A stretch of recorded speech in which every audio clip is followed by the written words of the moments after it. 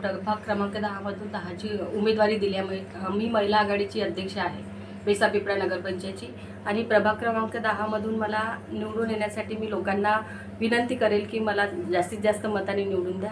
त्यामुळे मी प्रभाग क्रमांक 10ची जे काही समस्या आहेत त्या तत्परतेने सोडवण्याचा प्रयत्न करेल। भाजपच्या तुम्ही ज्येष्ठ नेता आहेत ना, प्रभाग क्रमांक 10 मधनं लढतायत, तुम्ही कुठले मुद्दे घेऊन तुम्ही हे निवडणूक लढतायत? माझा तर पहिला मुद्दा आहे गडर लाईनचा। गडर लाईनचा खूप प्रॉब्लेम आहे। प्रभाग क्रमांक 10 मध्ये जिथे जिथे मी गेली आहे तिथे तिथे गडर लाईन आहे, काही ठिकाणी रस्ते व्हायचे आहेत। ज्येष्ठ नागरिकांसाठी पण मला काही करायचं आहे आणि महिलांच्या सुरक्षिततेसाठी सुद्धा पण आम्ही प्रयत्न करणार आहोत भारतीय जनता पार्टी। बहुतांश नागपूरचे लोक इथे राहतात, न्यू नागपूर म्हणून याला संबोधलं जात आहे आणि त्यांच्या एक वेगळ्या समस्या असतात, त्या तुम्ही सोडवण्याचा प्रयत्न करणार? नक्कीच नक्कीच। ट्रॉफिकचा खूप जास्त प्रॉब्लेम आहे इथे, नवीन लोक येतात, सगळ्यांकडे 4 व्हीलर वगैरे येते आहे, तसं ट्रॉफिकचा पण प्रॉब्लेम आपण सॉल्व्ह करण्याचा प्रयत्न करणार आहोत। तुम्ही एक महिला उमेदवार आहात आणि महिला मतदारांची अपेक्षा महिला उमेदवारांकडनं असते, अशा वेळेस त्यांच्यासाठी तुमच्या मनामध्ये काही उपक्रम आहेत का? हा नक्कीच आहेत। महिलांना उद्योग प्राप्त करून देण्यासाठी आपण प्रयत्न करणार आहोत। बचत गटाच्या माध्यमातून आपण प्रत्येक महिलांकडे पोहोचण्याचा प्रयत्न करून त्यांना त्या स्वयंबळावर कशा उभ्या राहतील याच्यासाठी आपण प्रयत्न करणार आहोत। प्रत्येक महिलांचं काम करणं ही माझी प्रायोरिटी असेलच। श्रीमंत नगरपंचायत आहे आणि सदस्य म्हणून तुम्ही निवडून गेलात, अशा वेळेस सभागृहामध्ये स्थानिकांचे प्रश्न तुम्ही मांडणार का? नक्कीच मांडू, कारण याआधी पण मी ग्रामपंचायत सदस्य राहिलेली आहे आणि नेहमी स्थानिकांच्या समस्या सोडवण्याचा प्रयत्न केलेला आहे आणि यानंतरही भारतीय जनता पार्टीचे जे काही उमेदवार नगराध्यक्ष येतील आणि मी सुद्धा ते सोडवण्याचा प्रयत्न करेन। या भागामध्ये अतिक्रमण म्हणजे भूखंड जे आहेत ना, काही काही इल्लीगल आहेत अशा पद्धतीचं बोललं जातात आणि भूमाफी आहेत, त्यांनी भूखंड बळकावलेले आहेत, ज्या प्यू लँड आहेत त्या बळकावलेल्या आहेत। हा एक गंभीर प्रश्न आहे, काय यावरती तुमचं मत आहे?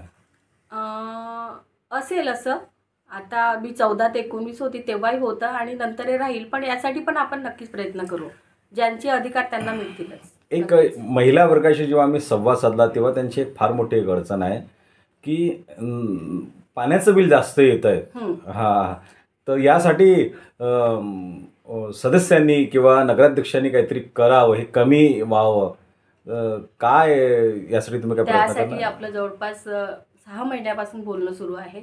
आपली जेव्हा जनसंवाद कार्यक्रम झाला होता बावनकुळे साहेबांचा पिपळ्यामध्ये, तर तेव्हाच आपण हा निर्णय घेतला होता की जेवढे काही पाण्याचं बिल येईल तेवढं आपण कमीत कमी करण्याचा प्रयत्न करू आणि पाण्याचं बिल यानंतर येणार नाही जास्त, यासाठी आम्ही वचनबद्ध आहोत त्यासाठी की त्यासाठी आम्ही नक्कीच काहीतरी करू।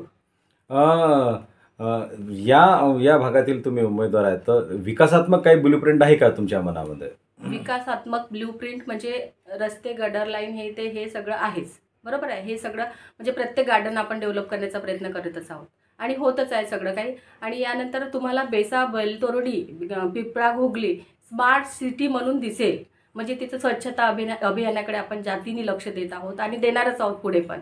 आणि भारतीय जनता पार्टी याची उमेदवार या नात्याने मी बोलू शकते की आम्ही नेहमीच स्मार्ट सिटीकडे भर देणार आहोत।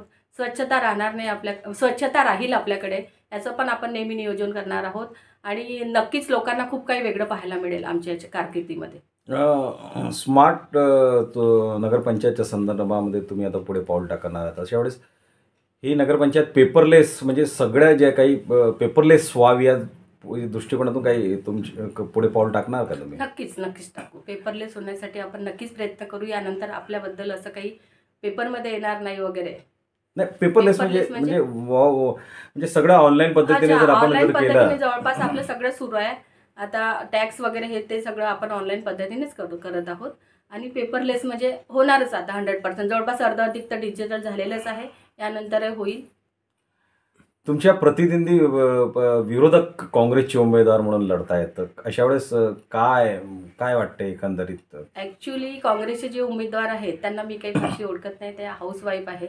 त्यांनी त्यांच्याही पक्षात मला वाटत नाही की त्यांनी काही काम केलं असेल, कारण लेडीजची सीट असल्यामुळे, अर्थात जेंट्सनी काम केलं आणि लेडीज आलेल्या आहेत, तर मी त्यांना प्रतिस्पर्धी अशी समजतच नाही आहे। मतदारांना तुम्ही काय आवाहन करणार? मतदारांना आवाहन करेन की आपल्या केंद्रात, राज्यात आणि नगरपंचायतमध्ये जर आपली भारतीय जनता पार्टी सरकार आली तर निश्चितपणेच त्यांच्या डोक्यात जो काही विकास असेल, कुठलाच नागरिक कुठल्याच समस्येसाठी वापस जाणार नाही, याची मी भारतीय जनता पार्टीची सदस्य म्हणून, नगरसेवक म्हणून, होणारी नगरसेवक म्हणून ग्वाही देते आहे आणि आपल्या जे काही मतदार आहेत त्यांना आवाहन करते की जास्तीत जास्त मतांनी आमचे सगळे नगरसेवक आणि आमचे नगराध्यक्षांना निवडून द्यावे, प्रचंड बहुमताने विजय करावे, हीच माझी विनंती आणि आशा राहील.